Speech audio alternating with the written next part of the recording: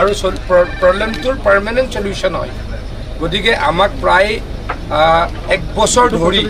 IIT গুৱাহাটীয়ে বিভিন্ন পৰীক্ষা নিৰীক্ষা কৰি কেনেকৈ কামখিনি কৰিব লাগিব আমাক নিৰ্দেশনা দিছে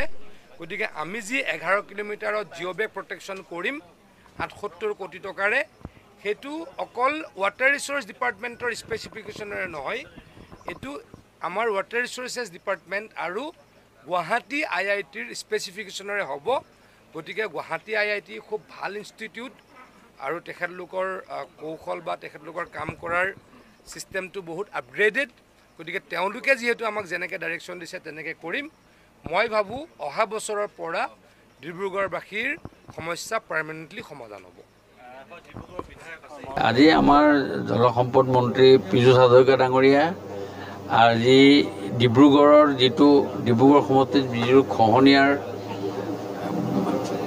হৈ আছিল তাৰ প্ৰতিৰোধ কৰাৰ কাৰণে যিখিনি ব্যৱস্থা লৈছে সেইকাৰণে তেখেতে সজমিন তদন্ত কৰিছে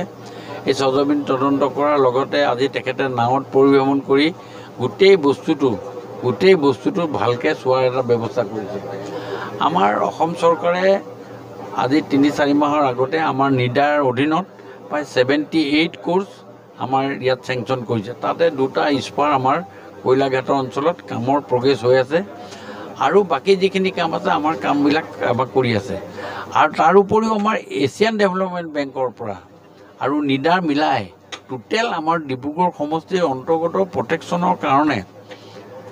খহনীয়া প্ৰটেকশ্যনৰ কাৰণে প্ৰায় 329 কোটি টকা আমাক অসম চৰকাৰে দিছে অসম চৰকাৰে দুটা হেডত আমাক দিছে এটা 78 কোৰ্চ হেতু আমাৰ নিডাল আৰু ADB দিছে আমি সেই গুটেখিনি কাম আমাৰ আৰম্ভ কৰাৰ ব্যৱস্থা আমাৰ হৈ গৈছে কিন্তু এতিয়া আমাৰ বাৰিষা হোৱাৰ কাৰণে আমাৰ কিছুমান কাম কৰা ৰ মেটেৰিয়েল আমি যিটো বালি যিটো ভৰাও চাপৰিবিলাকৰ পৰা বালিটো কাটি পেলাই ভৰাই সেই বালিটো কাটিব পৰা নাই কাৰণ সব সাবমাৰ্জ হৈ গৈছে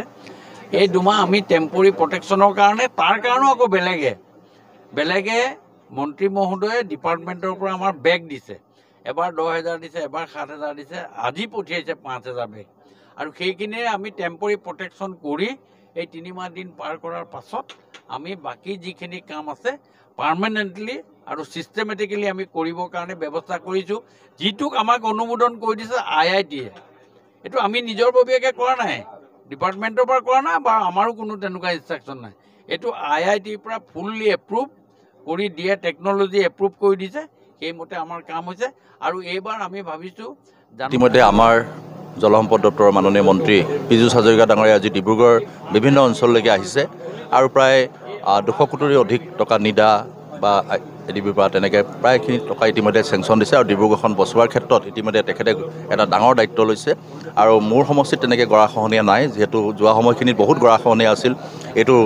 দিল্লীলৈকে এটা আন্দোলন হৈছিল যিটো সময়ত মাননীয় মুখ্যমন্ত্ৰী ডক্টৰ হিমন্ত বিশ্ব শৰ্মা ডাঙৰীয়া আৰু আমাৰ জলসম্পদ দপ্তৰৰ মাননীয় মন্ত্ৰী পীযুষ হাজৰিকা ডাঙৰীয়াৰ প্ৰয়াস আৰু প্ৰচেষ্টাৰ কাৰণে ইতিমধ্যে মোৰ 100% ইৰোশ্যনৰ কাম শেষ হৈছে আৰু 3খন সুইচ গেটৰ কথা আছিল আৰু সেই 3খন সুইচ গেট ইতিমধ্যে তেখেতে লিখিতভাৱে লৈছে হয়তো এই বছৰ নহলে অহা বছৰৰ ভিতৰত 3খন সুইচ গেট ৰমৰীয়া দিয়াৰ লগে লগে এই সমস্যা 100% সম্পূৰ্ণ হ'ব সেইকাৰণে ইয়াক লৈ মোৰ সমষ্টিক মানে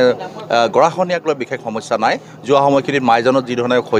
খহি গৈছিল আৰু তৎকালভাৱে আমাৰ ৰাজ্য চৰকাৰে ইতিমধ্যে মন্ত্ৰী ডাঙৰীয়া প্ৰয়াস আৰু প্ৰচেষ্টাৰ কাৰণে 100% সেইখিনি কাম সম্পূৰ্ণ হৈছে তাৰ বাবে মই মুখ্যমন্ত্ৰীৰ লগতে আমাৰ জলসম্পদ দপ্তৰৰ মন্ত্ৰী পীযুষ হাজৰিকা ডাঙৰীয়াক ধন্যবাদ আৰু কৃতজ্ঞতা জনাইছোঁ